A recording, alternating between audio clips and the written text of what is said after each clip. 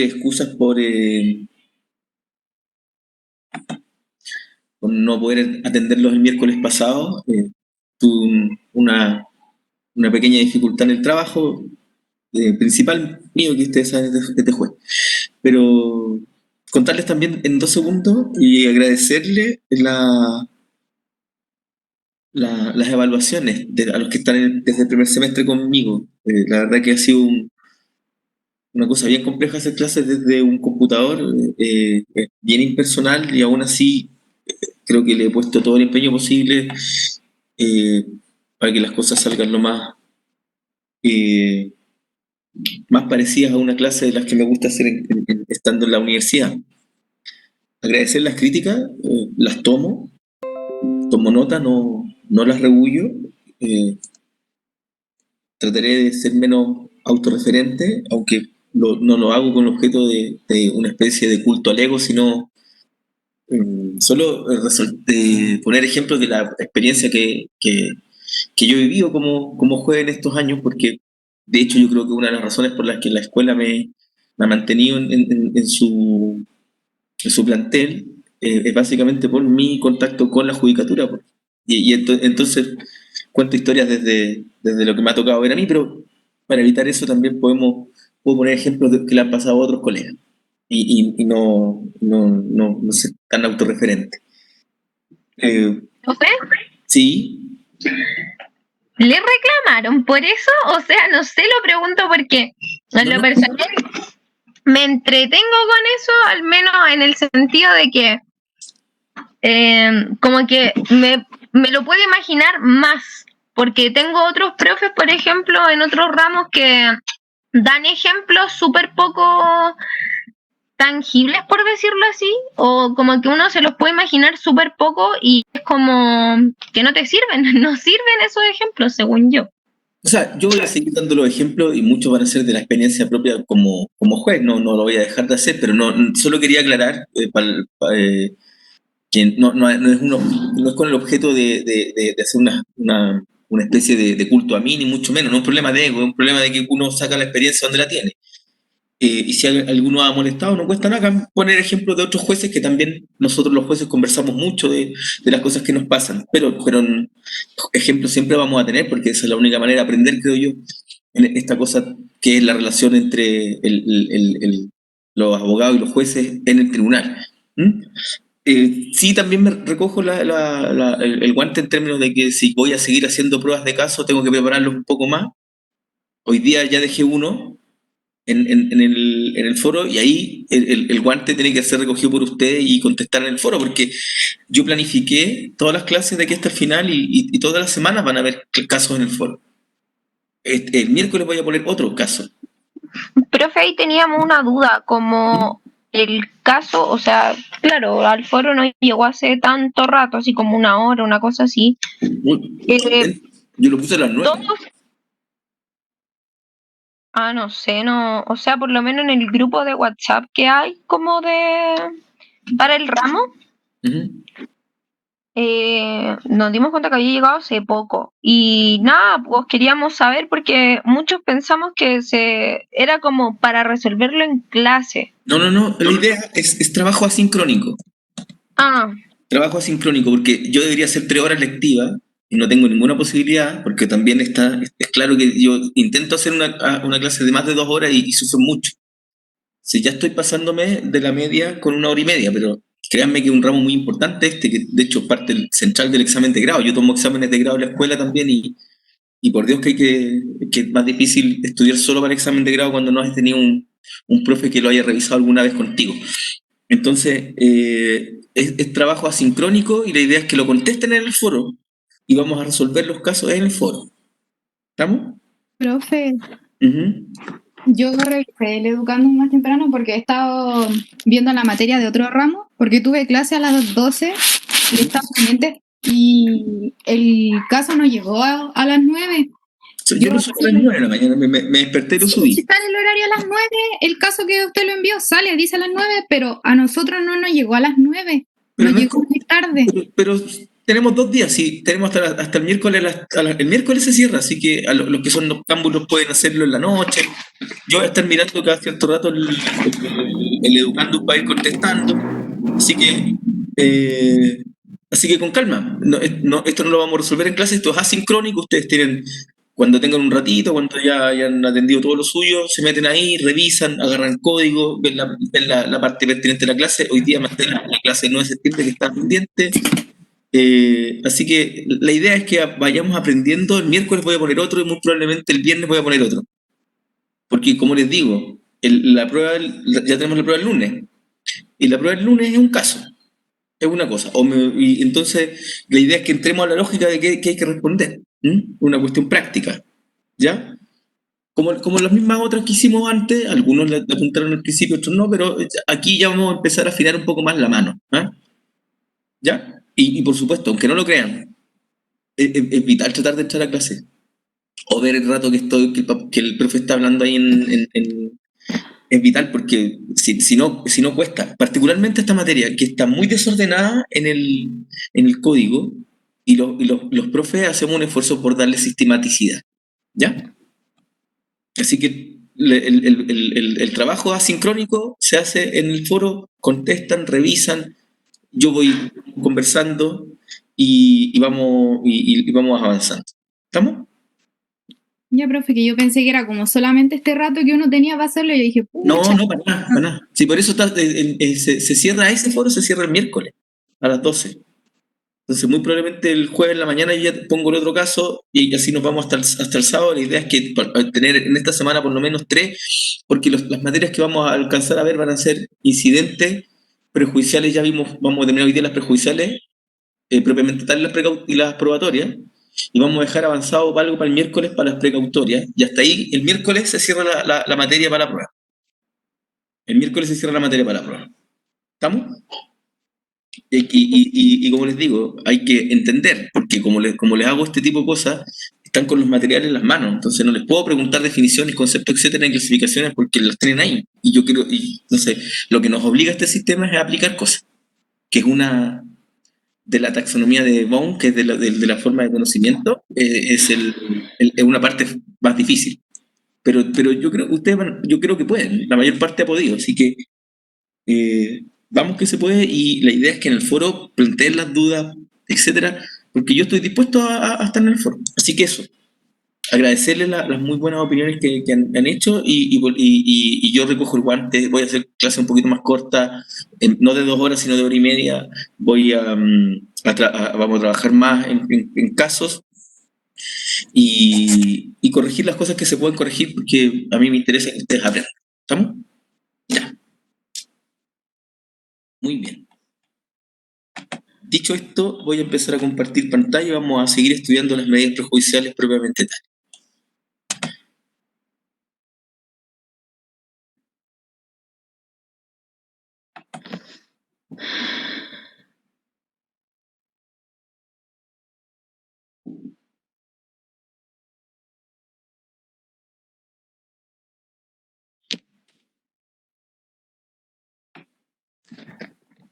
Ya. Recuerden que lo que estamos haciendo es el análisis de las medidas prejudiciales propiamente tales, que son aquellas que nos permiten ingresar al juicio cuando teníamos dudas respecto del estado de la cosa que se pretendía demandar, dudas respecto de la existencia y el contenido de algunos documentos.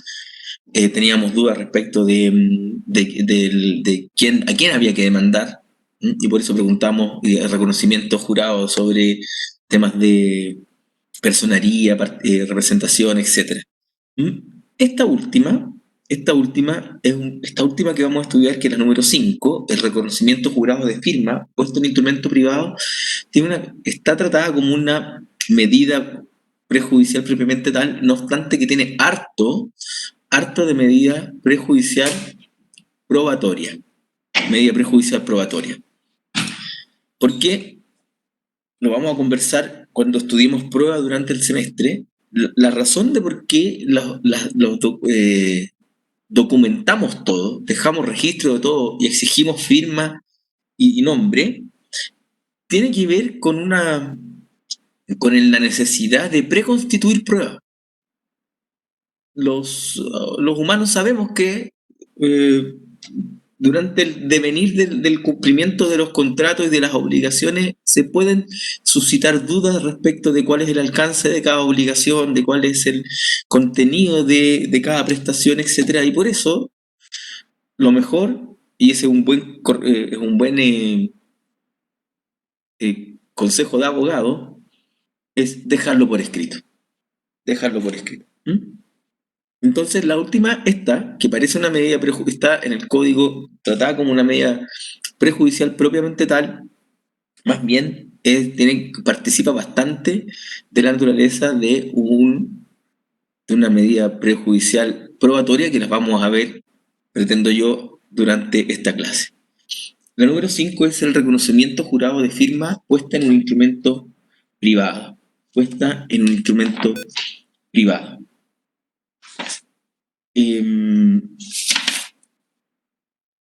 Desde ya, solo esto se restringe a los instrumentos privados. Los instrumentos públicos no requieren ningún reconocimiento jurado de firma, porque los instrumentos públicos funciona y extiende ese instrumento público un ministro de fe. Y es el ministro de fe el que da seguridad y certeza de quién firmó el documento.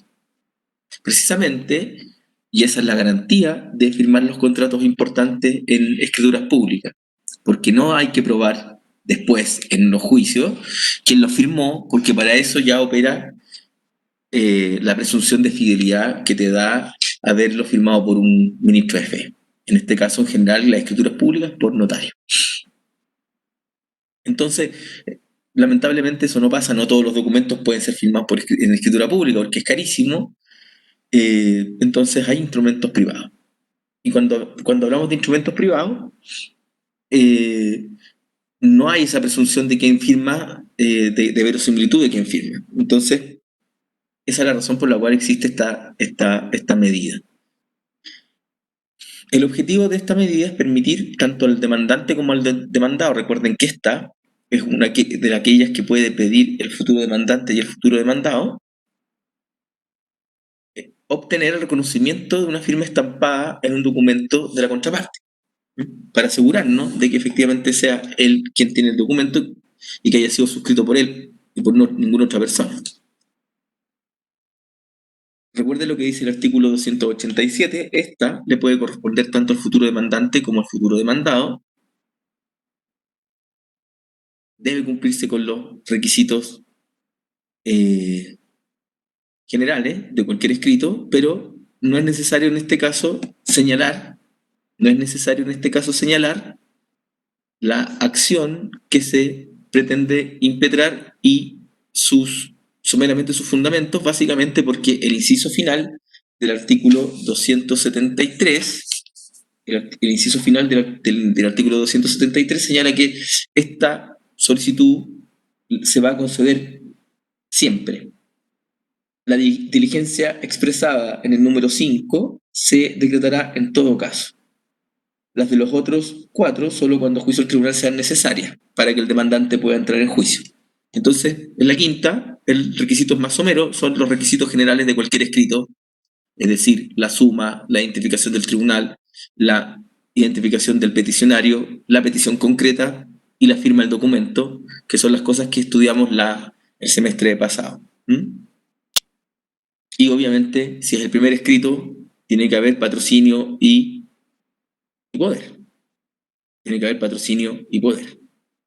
Eso yo siempre lo voy a exigir en los trabajos que hagamos de aquí al futuro, porque yo los tengo que tratar como ya estudiantes que ya han aprobado ese semestre y que ya saben dirigirse al tribunal. En todo caso, en este Power aparece un ejemplo de una medida prejudicial precautoria, creo, y ustedes pueden mirar por ahí, irse por ahí. Se presenta ante el tribunal correspondiente de acuerdo a las normas generales de competencia y de turno. El tribunal lo que va a hacer es dictar una resolución citando al futuro demandante o al futuro demandado a una audiencia con hora y día determinado a fin que se le exhiba el documento del cual hace referencia el demandante o el futuro demandante es futuro demandado, y por tanto, en un otro sí del escrito tiene que acompañarse el documento y subirse al aula, o sea, a la página virtual del Poder Judicial. La solicitud y la resolución recaída, como es la primera, al futuro demandante o futuro demandado es personal de acuerdo al artículo 40. Las actitudes que puede tomar el futuro demandante o futuro demandado que ha sido citado a reconocer firma es: primero va a reconocer la firma, se va a levantar un acta de que concurrió a tal hora y que preguntado manifestó que esa era su firma puesta en el documento. O finalmente, y se le tiene y con eso la diligencia se encuentra cumplida. Y la segunda es no comparecer o compareciendo, respondiendo de manera evasiva, como por ejemplo, no me recuerdo si ese documento lo firmé yo, o derechamente no contesto, se le va a tener por reconocida la firma. Se le va a tener por reconocida la firma. Esto porque el artículo 278 se remite el artículo al artículo 435, que está a propósito de la preparación de la vía ejecutiva, que si seguimos juntos el próximo año, lo vamos a ver juntos. Juicio ejecutivo. En mi deseo seguir con este grupo. A mí me gusta seguir el ciclo completo. Así que yo quiero seguir con usted hasta fin de año, hasta el fin del proceso. Eso también si ustedes quieren. Entonces, fíjense lo que dice el artículo 278. Se procederá en conformidad a las reglas establecidas para el reconocimiento judicial de documentos en el juicio ejecutivo. Póngale ahí entre paréntesis, preparación de la vía ejecutiva, lo vamos a estudiar después, y específicamente a lo que se remite es al artículo 435 del mismo Código de Procedimiento Civil, que dice: si en caso de no tener el acreedor título ejecutivo quiere preparar la ejecución, lo puede hacer por el reconocimiento de firma, y se le citará a la presencia judicial al deudor a fin que practique la correspondiente diligencia. Si el citado no comparece o da solo respuestas evasivas, se dará por reconocida la firma. Entonces, ese es el efecto. Si usted va, tiene que negar la firma derechamente. Esa firma no es mía. Si usted va y dice cosas evasivas como no me acuerdo, etc., se le va a tener por reconocida. Si usted va y no contesta, se le va a tener por reconocida la firma. ¿Cuál es la consecuencia de obtener el reconocimiento? Es decir, ir y reconocer que fue, ir y que se me tenga por reconocida la firma. Y esto es muy importante. Se obtiene un medio de prueba para ser utilizado en el juicio posterior. Se obtiene un medio de prueba para ser utilizado en un juicio posterior. Y por eso, como se obtiene un medio de prueba para ser utilizado en un juicio posterior, la doctrina señala que en realidad esta es una medida prejudicial probatoria y no una medida prejudicial precautoria propiamente tal. Esa es la discusión que hay en la doctrina, pero a mi juicio tienen mezcla de las dos. Porque a veces puedes estar reconociendo un documento para ver si realmente vale la pena entrar a un juicio.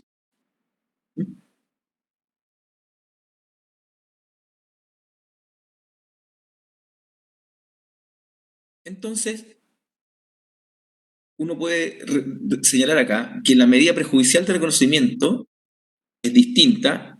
Esto que está aquí, que estoy marcando con el cursor, significa distinto. Es un signo igual que está cruzado por una diagonal que ustedes le dicen backslash. Eso significa distinto. Es distinto a la preparación de la vía ejecutiva. ¿Por qué es distinto? Porque en la medida prejudicial preparatoria lo que se busca es buscar un medio de prueba que no siempre tiene que ver con una obligación en dinero para utilizarse en el juicio posterior. Si no se obtiene este reconocimiento, lo más seguro es que usted no logre obtener ese medio de prueba, pero ese hecho se puede probar por otra cosa. En cambio, la preparación de la vía ejecutiva, lo que usted está tratando de hacer es conseguir un título ejecutivo, y un título ejecutivo me permite de inmediato un juicio de condena, es decir, un juicio que persiga que una persona haga o no haga algo en favor suyo. Esa es la finalidad del juicio ejecutivo. Si no se obtiene el reconocimiento de firma, no puede iniciarse el juicio ejecutivo porque se carece de un título ejecutivo. Esa es más o menos la finalidad y el paralelo. Se los dejo ahí. Necesitamos ir avanzando, pero todo esto yo ya lo he señalado. En esta página, en la lámina 22, está un ejemplo de la suma, por ejemplo.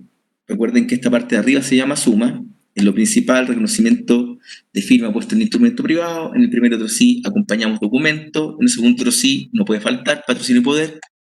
Primer requisito de un escrito. Segundo requisito de un escrito, identificar al tribunal. En este caso, SJL significa señor juez de letras. Y aquí está quien hace el escrito, el cuerpo del escrito, la finalidad de la medida, por qué lo hace, etc. Lo que se le pide al tribunal y los otros sí.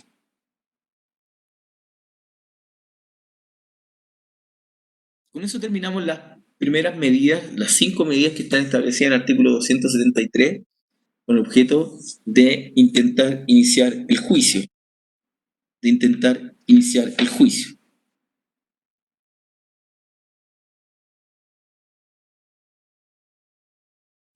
Vamos entonces ahora a las medidas prejudiciales probatorias. Como ustedes saben, el proceso es un avanzar, transcurre en el tiempo, y como vamos a estudiar en un par de semanas más, cuando iniciemos por fin juicio ordinario, los juicios pueden demorar y los medios de pruebas pueden desaparecer. Yo les he señalado que a los hechos probados se les adscriben consecuencias jurídicas, ¿verdad? Entonces, los juicios se ganan probando los hechos. Los juicios se ganan probando los hechos. Y a veces pueden ser hechos muy sensibles de probar y las pruebas pueden tender a desaparecer y por tanto es necesario que si nos pasa eso, avanzar con medidas prejudiciales.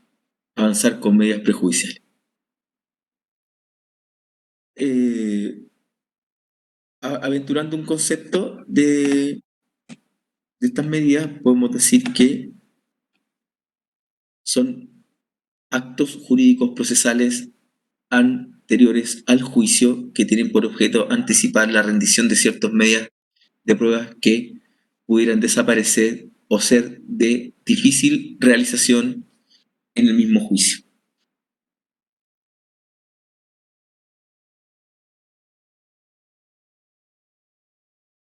La definición del código está en el artículo 281. No es una definición muy feliz porque habla de ciertos hechos que puedan fácilmente desaparecer. Los hechos suceden, acaecen, pero no desaparecen los hechos. Las pruebas desaparecen, los hechos simplemente suceden o acaecen. El legislador en el artículo 281 dice: puede pedirse prejudicialmente la inspección personal del tribunal, que es una forma de probar, el informe de peritos nombrados por el tribunal o un certificado de un ministro de fe, cuando exista peligro inminente de un daño o perjuicio, o se trate de hechos, cuando es una argumentación o la otra, no son copulativas, sino que es la segunda hipótesis, o se trate de hechos que puedan fácilmente desaparecer, y les vuelvo a decir, los hechos no desaparecen, son los medios de prueba los que se van. Los hechos simplemente suceden. Entonces, el 281 no hace alusión a la testimonial y la absolución de posiciones. Sin perjuicio de eso, algunos artículos más adelante, el código también la contempla. Entonces, se puede pedir como medida prejudicial probatoria, es decir, antes de iniciado el juicio, la inspección personal del tribunal, el informe de peritos, un certificado de un ministro de fe, la absolución de posiciones y la testimonial. Aquí, los titulares de las medidas son tanto el futuro demandante como el futuro demandado. El futuro demandante como el futuro demandado. El artículo 288 así lo señala. Respecto del futuro demandado, toda persona que fundadamente tema ser demandada podrá solicitar las medidas que se mencionan en el número 5 del artículo 273 y los artículos 281, 284 y 286. En el artículo 281 está el informe de peritos, la inspección personal y el certificado del ministro de fe. En el artículo 284 está la absolución de posiciones y en el artículo 286 está el examen de testigos. Entonces, sabemos que son 5 medios de prueba, sabemos que el juicio no ha empezado y tenemos la sospecha fundada, tenemos un antecedente más o menos cierto que nos hace pensar que es necesario para evitar un prejuicio o porque podemos dejar un hecho que es importante para el juicio sin prueba. Entonces, lo que hacemos es pedir una medida prejudicial probatoria. Los requisitos de las prejudiciales probatorias son los requisitos comunes a toda medida prejudicial, que ya lo hemos señalado, los requisitos específicos a las medidas probatorias,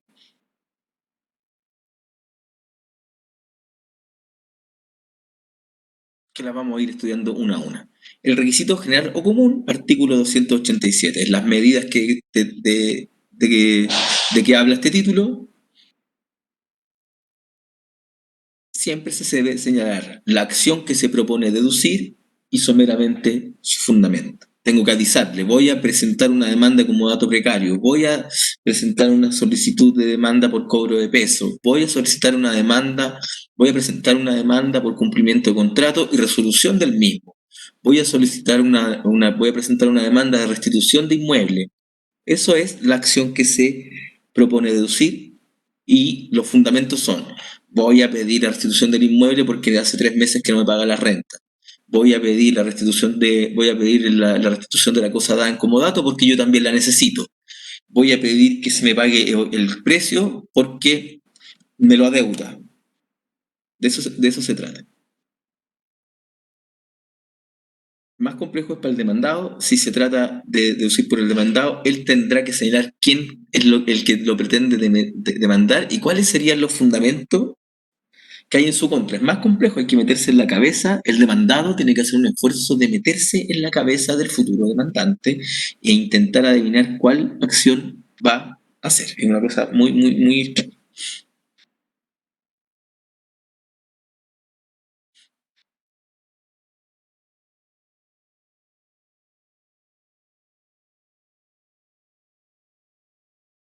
Vamos ahora a los requisitos específicos de todas las medidas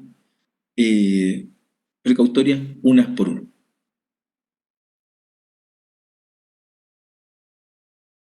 Artículo 281, respecto de las 3 que están agrupadas aquí, respecto de la inspección personal del tribunal, del informe de peritos y de los certificados del ministro de fe, los requisitos son dos, según lo que yo les acabo de leer de la regla que leí recién.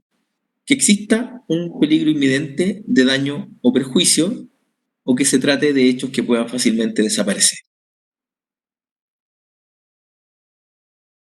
Entonces tengo que justificarle al tribunal y tengo que explicarle cuál es el peligro inminente de un daño o perjuicio que usted quiera cautelar, porque igual este no es el escenario apropiado para rendir la prueba.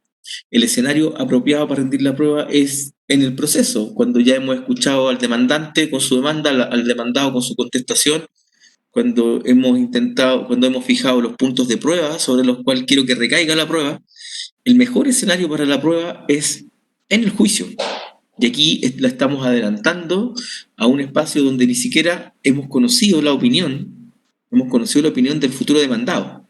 Y por tanto, tiene que justificarme bien por qué quiere que adelantemos esto, y tiene que estar fundado en que existe un daño o peligro inminente, o que se trate de hechos que puedan fácilmente desaparecer.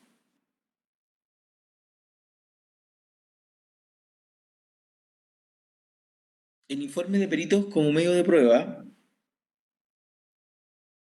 tiene una diferencia con el medio tradicional. Les comento qué es un informe de peritos. Hay ciertos conocimientos de ciencias o disciplinas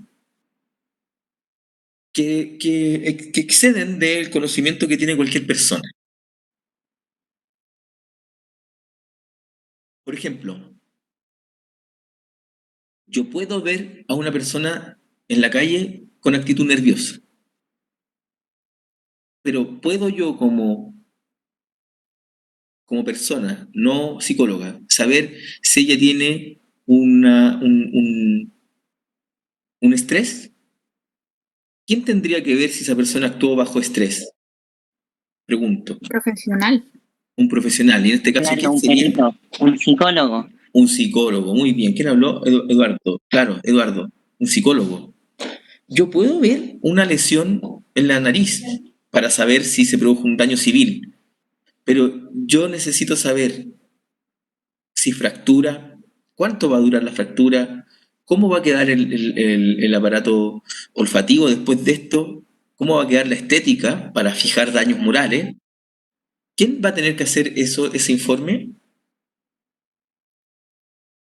El médico. Salud. Un médico, en este caso un médico, un profesional de la salud.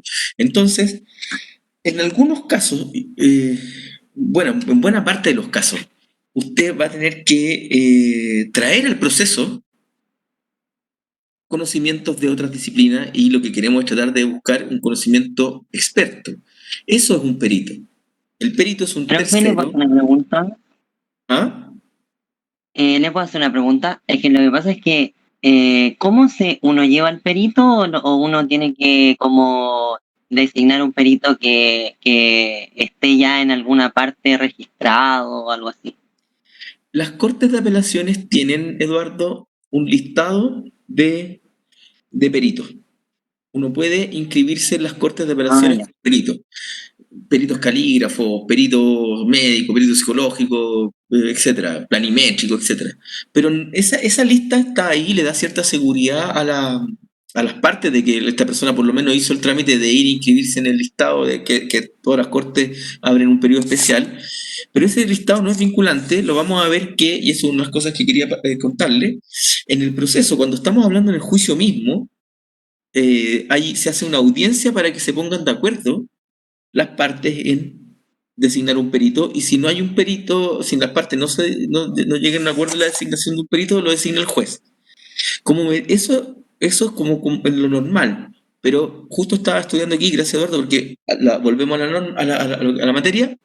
En este caso, y vuelvo aquí a lo que está aquí, en el cursor, leerlo, el informe de peritos como medio de prueba prejudicial tiene una diferencia con el método tradicional. ¿Por qué? Porque en este caso, como no hay juicio, como no hemos podido citar al futuro demandado, el perito lo nombra directamente el tribunal. ¿Estamos? Entonces, efectivamente aquí, usted lo que va a solicitarle es al juez que designe un perito. Designe un perito. Si estuviéramos en juicio, haríamos unas audiencias para escuchar a ambas partes y elegir el mejor, que acomode a ambas partes. La segunda diligencia está el certificado de un ministro de fe. El artículo 341, lo vamos a ver un poquito más adelante, en las clases, establece un listado de medios de prueba.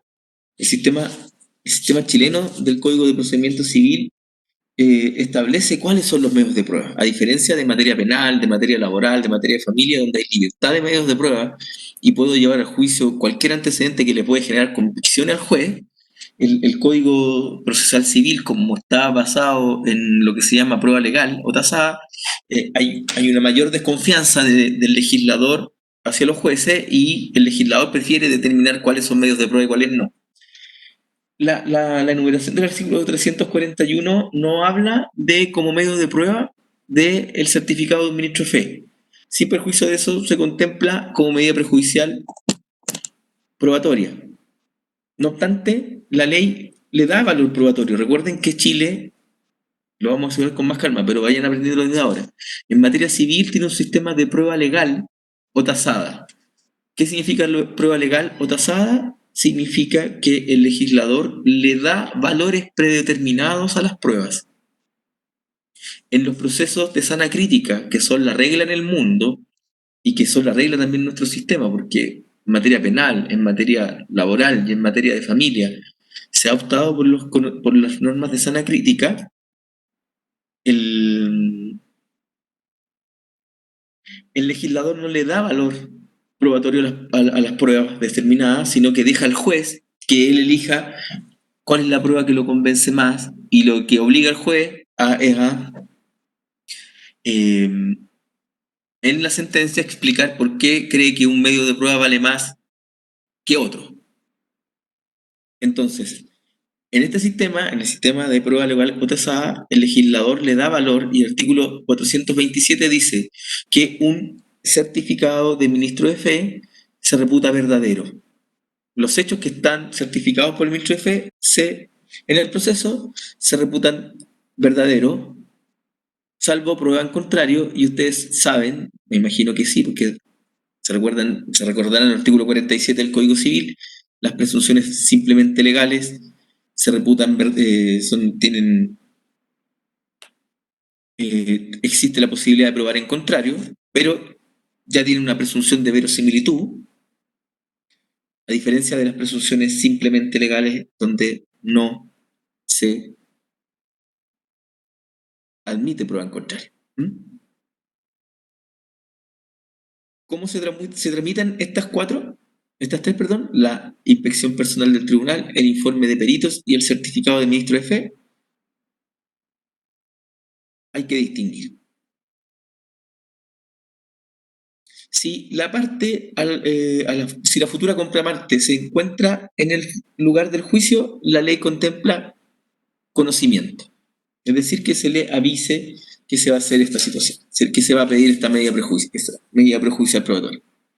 Si no está presente en el juicio, tendremos que notificar al defensor de ausentes. Al defensor de ausentes.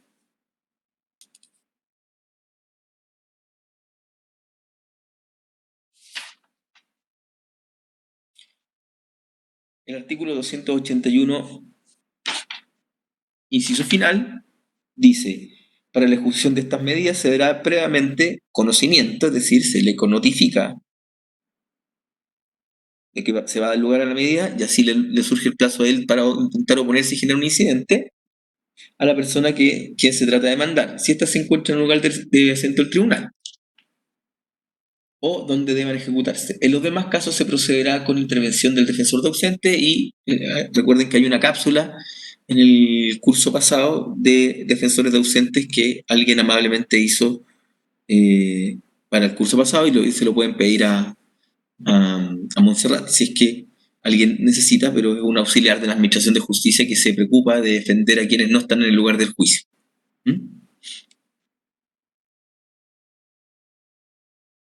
Eso con estas tres medidas. Los requisitos específicos son probar que existe un peligro inminente o daño o perjuicio, que se trate de hechos que puedan fácilmente desaparecer y recuerden que se van a otorgar con conocimiento, es decir, el juez las va a conceder, pero les va a dar un espacio al futuro demandado o demandante para que reaccione. Vamos entonces ahora a la absolución de posiciones.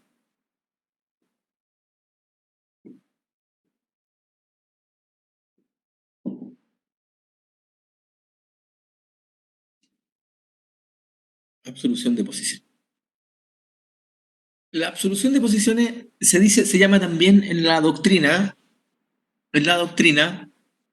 pónganlo ahí, si es que tienen en papel el Power, si los que son más Mateo tienen cuaderno, lo ponen ahí entre paréntesis.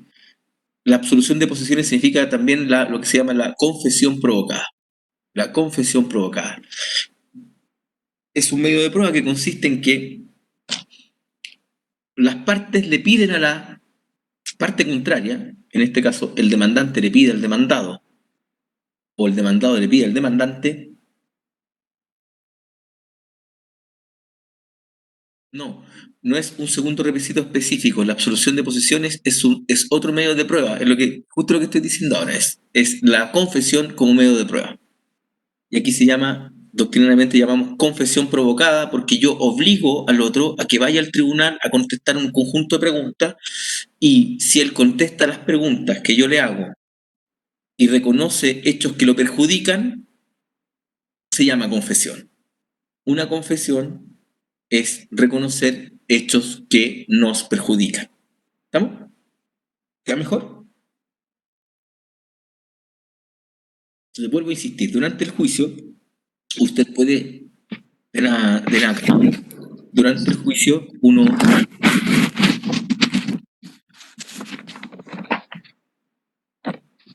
cuidado, Catherine, que tiene el micrófono abierto. En materia penal, uno no puede declarar en su contra. Esto estamos hablando de juicios civiles. Y no es que no pueda. ¿Le puedo hacer una pregunta? Al tiro respondo. Uno no, en materia civil, uno tiene que ir a contestar. Ya lo vamos a estudiar. Pero en materia penal, usted puede declarar en su contra, puede ir y decir yo lo maté. Pero tiene derecho a guardar silencio. Y usted, como ese derecho es renunciable, usted puede decir yo voy a renunciar a mi derecho a guardar silencio y yo voy a decir cosas aunque me perjudiquen. ¿Ya? Pero estamos viendo los juicios civiles. En materia penal lo van a ver con el profesor Mora. Ya. Usted tiene una pregunta. Sí, lo que pasa es que la absolución de posiciones servirá cuando existe un motivo fundado para que una persona ¿cómo se llama? Se ausente brevemente del país. Es lo que iba a contar ahora. ¿Cuándo opera la absolución de posiciones Ya.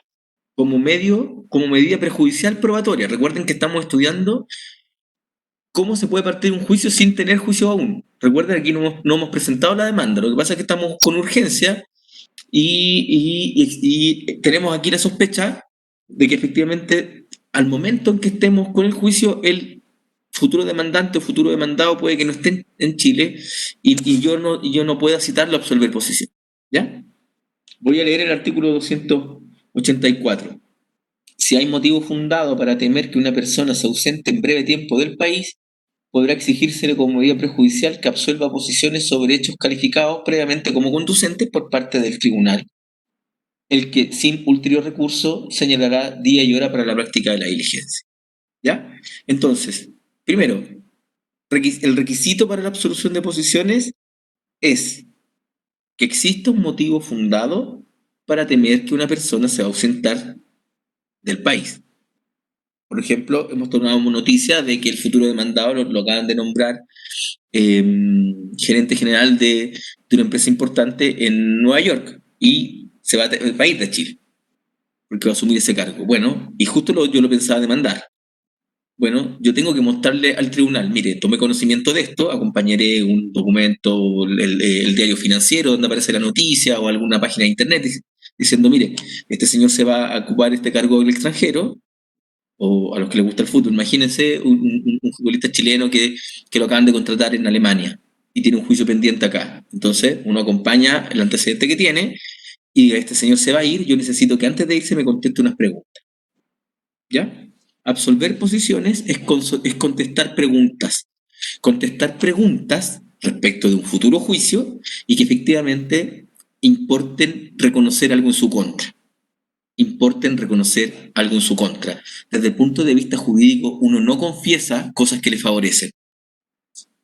Jurídicamente, lo que le da contenido a la confesión es que diga cosas que me afecten a mi pretensión. ¿Mm? Entonces, el juez va a tener que calificar si efectivamente las preguntas que se le van a hacer son conducentes y se va a otorgar sin ulterior recurso y se va a fijar un día y hora para la práctica de la diligencia. Entonces, lo que hay que probar es la existencia de un fundado temor de que el futuro absolvente se ausente en breve tiempo del país. ¿Mm? Durante el juicio es más fácil para el juez esta diligencia porque ya estamos en la etapa probatoria y ya sabemos de qué se trata el juicio. En un juicio civil es el juez el que pide que le traigan las pruebas. Le digo, yo quiero saber esto, yo quiero saber otro. Es una resolución que se llama recibir la causa a prueba. En esa resolución donde el juez recibe la causa a prueba, fija cuáles son las cosas que quiero que se prueben. Fijo cuáles son los hechos que quiero que se prueben. Pero aquí no, y eso es lo que hace conducente el interrogatorio. ¿Mm? Pero aquí no hay la resolución que recibe la causa a prueba porque el juicio todavía no parte. Entonces, cobra vital importancia el requisito general de todas estas medidas, que tengo que señalar la acción que propongo deducir y someramente su fundamento. Porque si no, el juez no va a saber cómo saber si la pregunta que se le está preguntando, que se le está haciendo, si la pregunta que se le está haciendo al absolvente es conducente.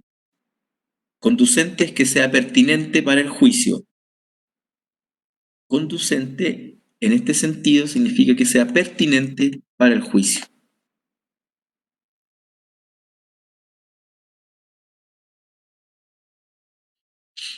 La diferencia como medio de prueba, de la absolución de posiciones como medio de prueba, es que la absolución como medio de prueba se puede pedir desde contestar la demanda. Es decir, ya está trabada la litis. Recuerden que la litis se traba con la notificación de la demanda al demandado. Y las posiciones son las preguntas, se contemplan en un sobre cerrado que se acompaña al tribunal. Usted en la suma del escrito pone, en lo principal solicita absolución de posiciones del demandado, en el primer otro sí pone, acompaña preguntas en sobre cerrado.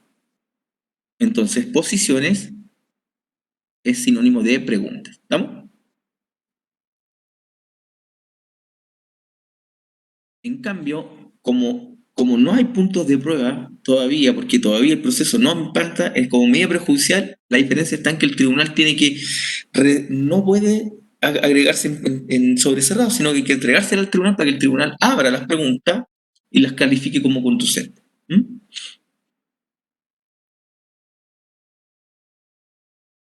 ¿Qué va a hacer el tribunal?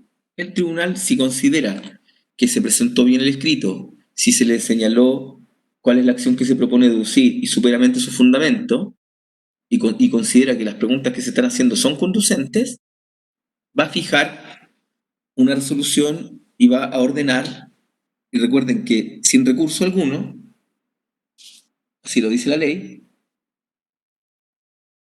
sin ulterior recurso,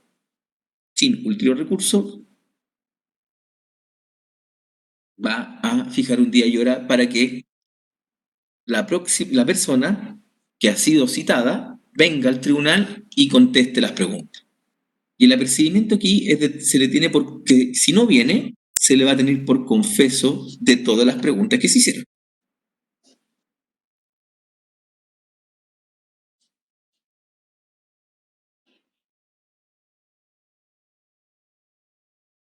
Dice el artículo 284, inciso segundo, se le dará por confeso en el curso del juicio.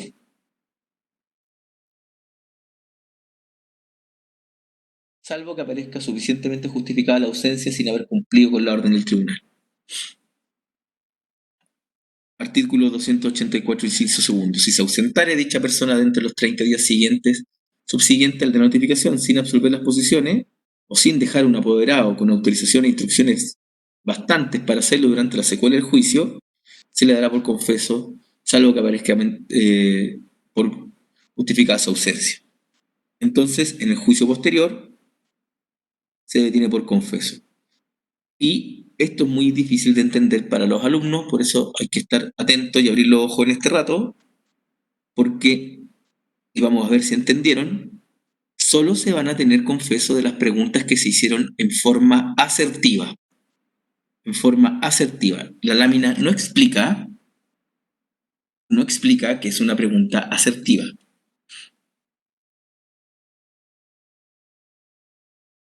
Entonces anoten ahí en el cuaderno, son preguntas asertivas las que llevan envuelta una afirmación. No todas las preguntas llevan envuelta una afirmación. Voy a poner el siguiente ejemplo. ¿Dónde estuvo usted el 23 de agosto de 2020? ¿Es una pregunta asertiva o no? Lorena dice que no. Eduardo, No, yo tampoco. no. No, profe. Yo digo que no igual. No. Entonces, ahora les cuento. Así se hace en la jerga.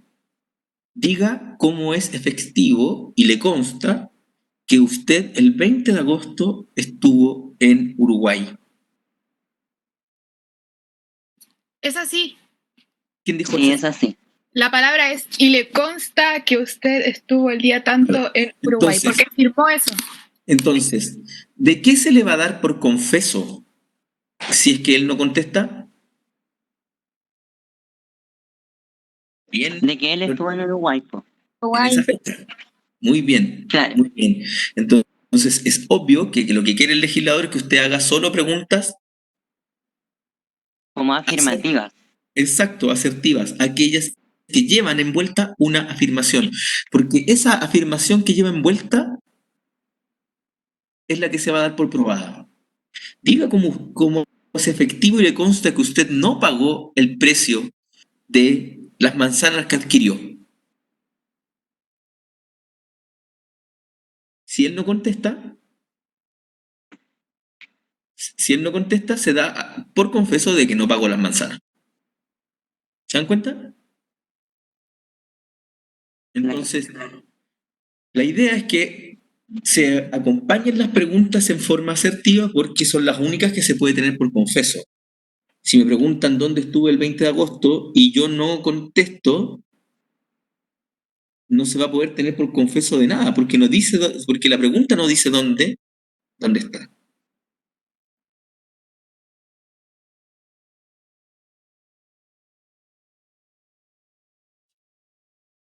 ¿Estamos? Esto es básico, no se Profe. puede. ¿Sí? Estratégicamente convendrá hacer una absolución de posiciones con este tipo de pregunta mayoritariamente, ¿o no? Sí, claro. De hecho, en la práctica se hacen mayoritariamente en los pliegos de posiciones preguntas asertivas, porque yo lo que quiero es que confiese, no que hable de él. Y recuerden, Claro, pues y si no confiesa, se va a entender, o sea, si no hace, si no, ¿cómo se llama? Si no llega, no declara, se va a entender que eso fue así. exacto, de eso se trata. Por eso uno, como abogado, cuando llega el cliente y le dice me citaron a absolver posiciones, lo primero que hay que hacer es decir, vamos, yo lo llevo. Porque es muy caro no ir, porque lo vamos a ver después en prueba, confesar es plena prueba. Porque confieso hechos que me desfavorecen. Y por tanto es plena prueba. Y plena prueba significa que perdiste el juicio, en el fondo. ¿Mm? Entonces siempre hay que ir a las absoluciones de posición. Puedo también el artículo 285 me pueden pedir que no solo que vaya a la absolución de posiciones, sino que también constituya un mandatario para que lo represente en el juicio. Dice el artículo 285. Podrá también pedirse que aquel cuya ausencia se teme constituye el lugar donde va a entablar el juicio un apoderado que lo represente y que responda por las costas y multas que sea condenado. Esto lo estudiamos el semestre pasado como una forma de mandato. De un ausente.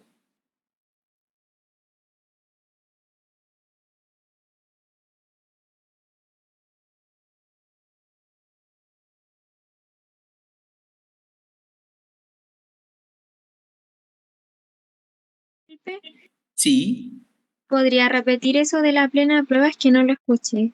ya. Lo que pasa es que el sistema legal chileno, lo dije hace como 20 minutos, pero y ahora lo vamos a entender un poco más, el sistema chileno lo que pasa es determina el valor probatorio de los medios de prueba.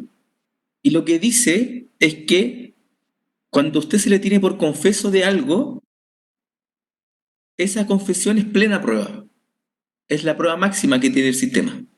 O sea, el hecho queda probado. En el ejemplo anterior, dije como efectivo y le consta que usted estuvo en Buenos Aires el 20 de agosto, usted no va a ir a contestar, el efecto es, se va a tener por confeso, y esa confesión es plena prueba. Entonces, en el juicio ya quedó probado que usted el 20 de agosto estuvo en Buenos Aires. Muy probablemente si estoy confesando eso es porque le perjudica. Entonces, usted tiene plena prueba de eso. Entonces, eso es lo que gana eso es lo que gana quien cita a confesar.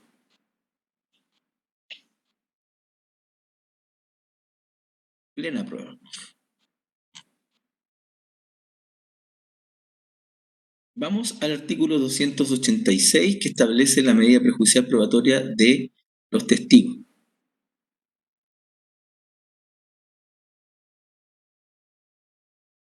Dice el artículo 286, se podrá asimismo solicitar antes de la demanda el examen de aquellos testigos cuyas declaraciones por razón de impedimento grave haya fundado temor de que no puedan recibirse oportunamente. Él, obviamente,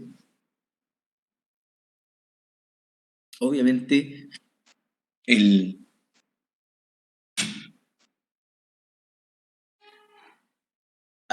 que solicita la medida, que puede ser demandante o demandado, tienen que probar cuál es el fundado temor de que no puedan recibirse oportunamente las declaraciones de los testigos. Vamos a jugar un ratito.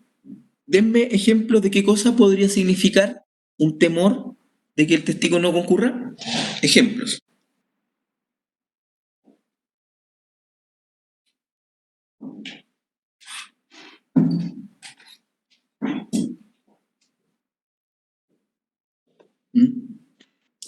¿Cómo que el testigo no concurra? Como es que Recuerde que el juicio todavía no empieza, entonces usted, si presenta la demanda y viene demanda, contestación, etc., el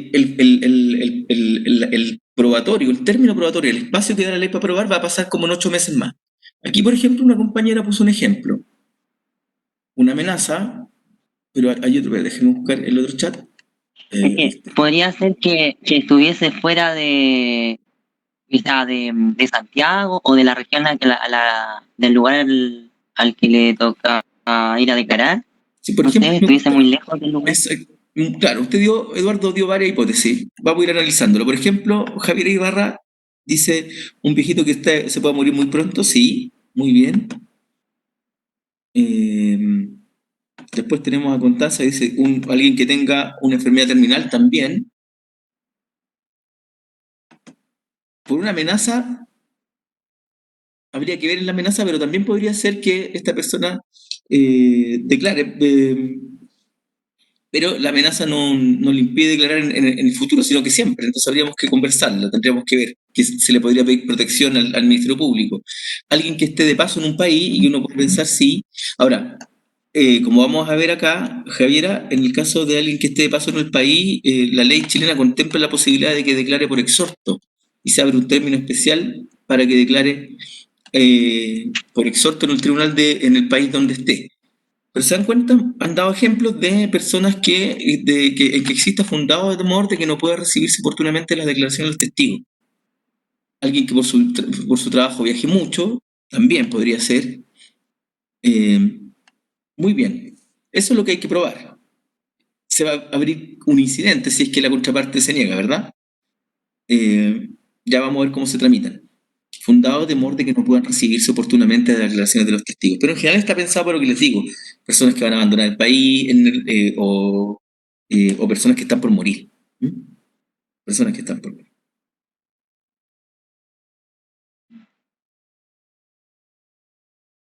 Otra vez, como no tenemos cuáles son los puntos de prueba a probar, porque eso se hace durante el juicio, las declaraciones que van a vertir estos testigos van a ser a los puntos que indique quien está pidiendo la diligencia y que el tribunal tiene que calificar como conducentes. Para poder calificar como conducente, el tribunal tiene que haber recibido en la petición este requisito clave del artículo 287, y si lo repito majaderamente ya deben entender por qué, es en el escrito tiene que quedar claro la acción que se propone deducir y cuáles son sumeramente sus fundamentos. Porque ahí el juez va a poder saber qué preguntas son conducentes y qué preguntas no son conducentes para poder aprobar las preguntas. ¿Estamos?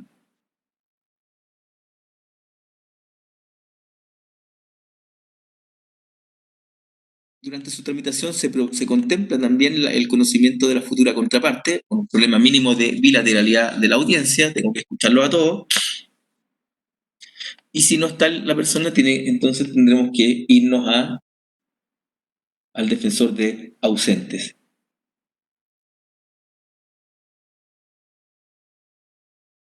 Para practicar esta diligencia, dice el artículo 286, se dará previamente conocimiento a la persona a quien se trata de demandar, solo cuando se halle en el lugar del juicio o donde deba tomarse la declaración, y en los demás casos con la intervención del defensor de ausente. Entonces, el escrito va a tener que poner los requisitos comunes para todo escrito: suma, identificación del tribunal, firma, bla, bla, bla. El requisito general de todas las medidas prejudiciales, señalar la acción que se propone deducir y someramente su fundamento, y probar, en este caso, el fundado temor de que no pueda recibirse oportunamente las declaraciones de los testigos. Acompañaría yo, en los ejemplos que ustedes me han dado, un certificado médico que dé cuenta de la afección que está sufriendo el testigo, o un informe de un médico que diga que está en malas condiciones de salud y que es posible que esté por morir.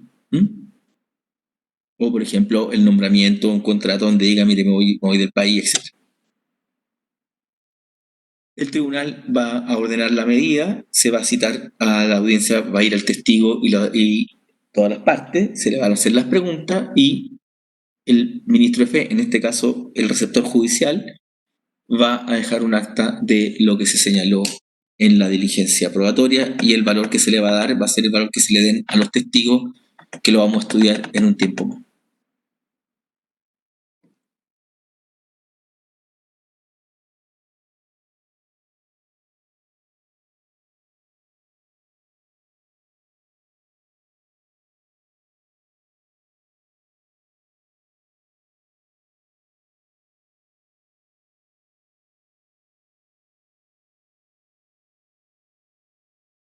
El artículo 289 habla de que estas diligencias se pueden decretar sin audiencia de la persona contra quien se piden, salvo en los casos en que expresamente se exige su intervención.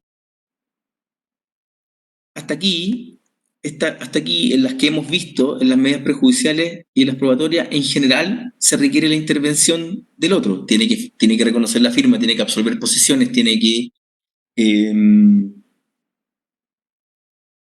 exhibir los documentos, tiene que exhibir la cosa vendida, etc., la cosa que está objeto del juicio. Pero el legislador puede pensar en la posibilidad de que alguna diligencia puede ser entorpecida por el futuro demandado, y en ese caso, si es que existe la posibilidad de que el juez sospeche de que la diligencia va a ser entorpecida por el futuro demandado o por el futuro demandante, se tome sin audiencia de este. sin audiencia de este, salvo los casos en que se exige su intervención, que ya hemos visto, absolución de posiciones no se puede tomar sin él. Y recuerden que hay otras en que la ley expresamente señala conocimiento, es decir, que se le dé conocimiento. Artículo 286 exige conocimiento, en la absolución de posiciones tiene que estar. En el artículo 281, para el caso del certificado de ministro de fe, el nombramiento de imperito y la inspección personal del tribunal, también la ley exige conocimiento.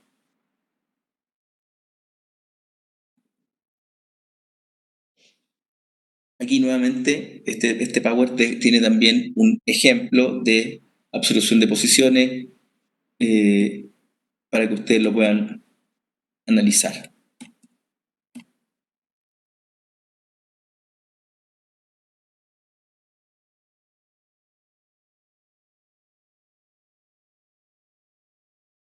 Y vamos a empezar a mirar las medidas prejudiciales precautorias.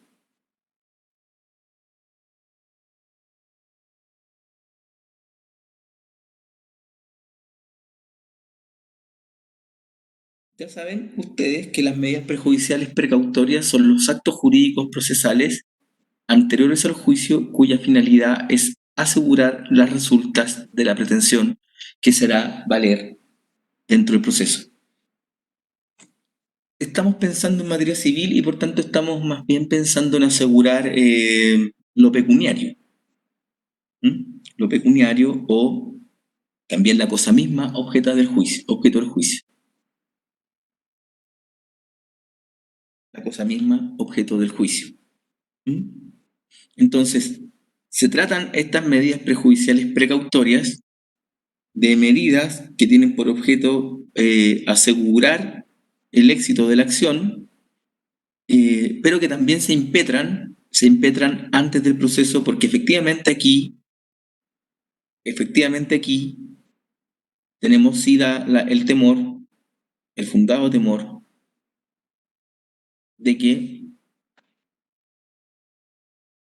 el futuro demandado, y en este caso solo le corresponde pedirla al futuro demandante, el temor que tenemos que el futuro demandado no vaya a tener con qué responder,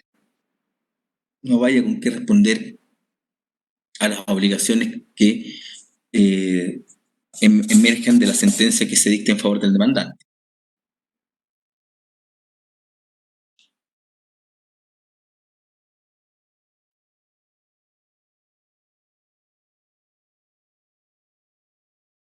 El artículo 290 trata de las medidas precautorias.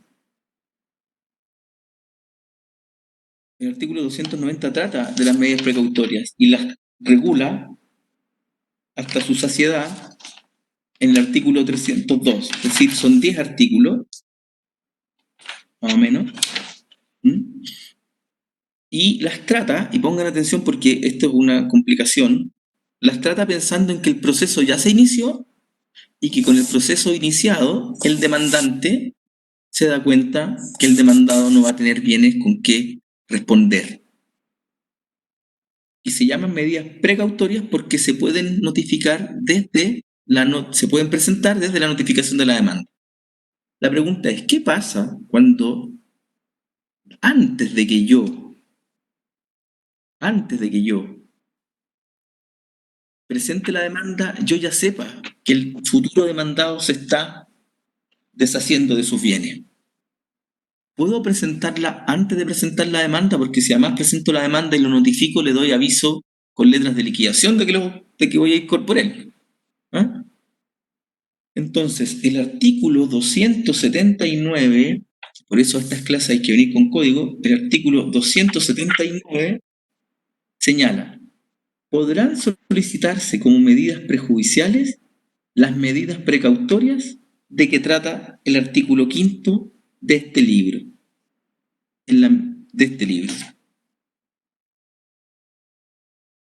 ¿Ya?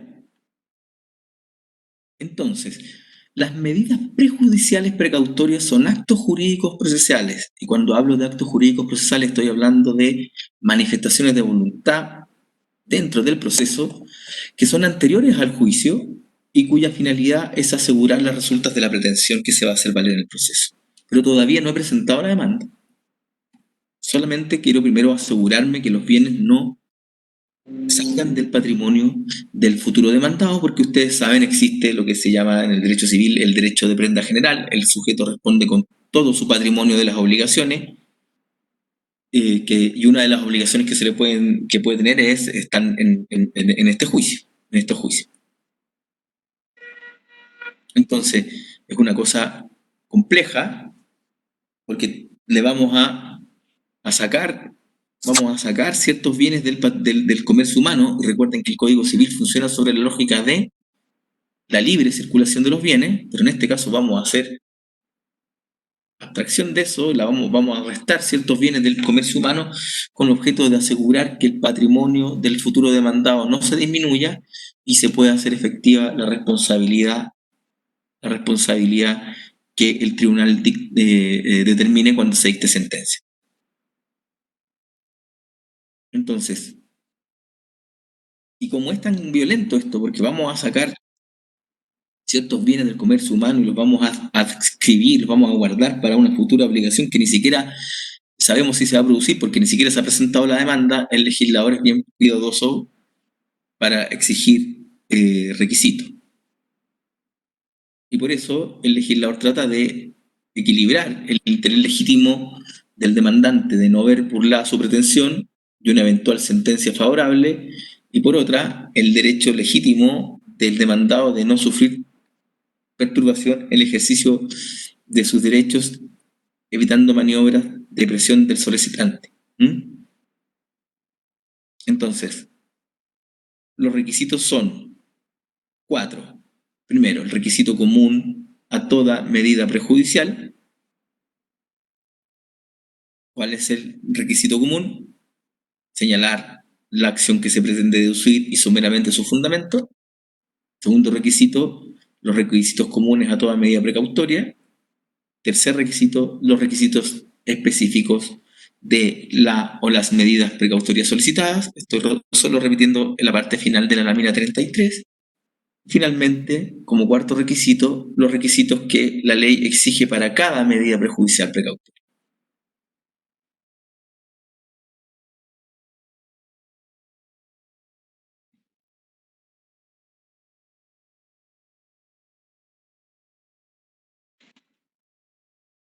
Primer requisito, entonces, requisito común de toda medida prejudicial, artículo 287, señalar someramente la acción y someramente su fundamento. Segundo, requisito común de toda medida precautoria, se requiere, artículo 298,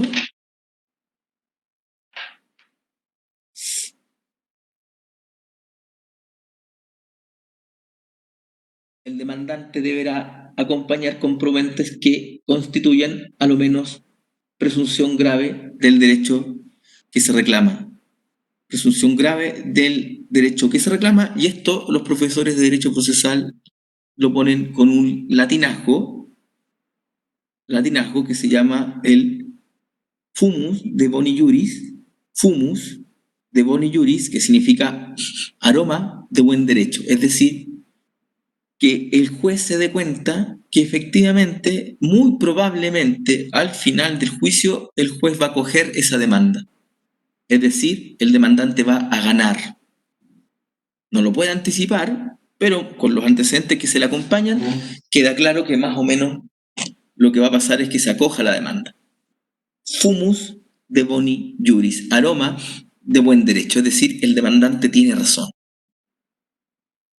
Segundo requisito. Entonces tengo que señalar someramente su fundamento y la acción que se pretende, además darle al juez comprobante, le hace documento o cualquier otro medio de prueba que asegure una presunción grave del derecho que se reclama, es decir, altas probabilidades de obtener en juicio.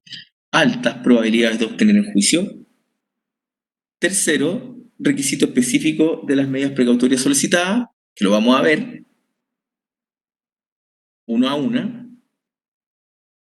Y cuarto requisito, un requisito específico de las medidas precautorias que están en el artículo 279, un requisito específico del artículo 279, que son requisitos copulativos y de los cuales estudiaremos el día miércoles. El día miércoles.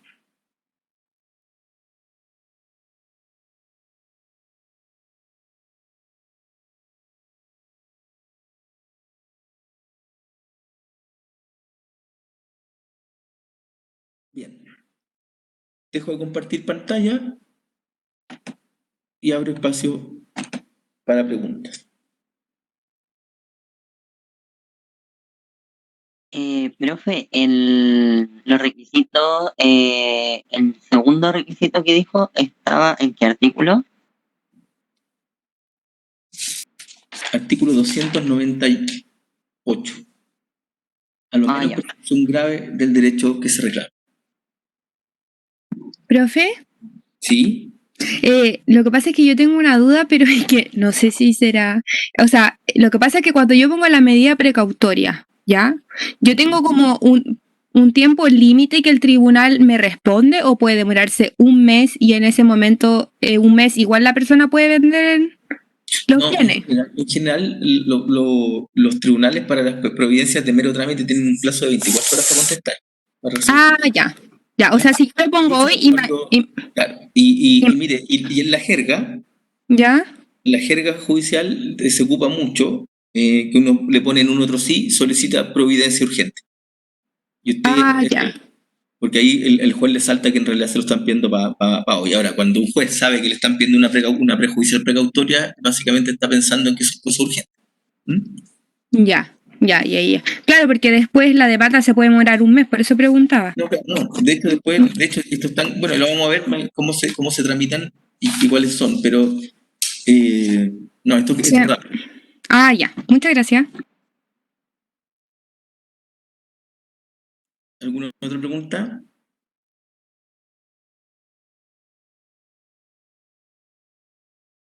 Ya, lo dejamos hasta aquí y nos vemos el miércoles a las 3:30. Miércoles a las 3:30. Que esté muy bien. Que esté bien, profe, gracias. Cuídense. Gracias, profe. Gracias.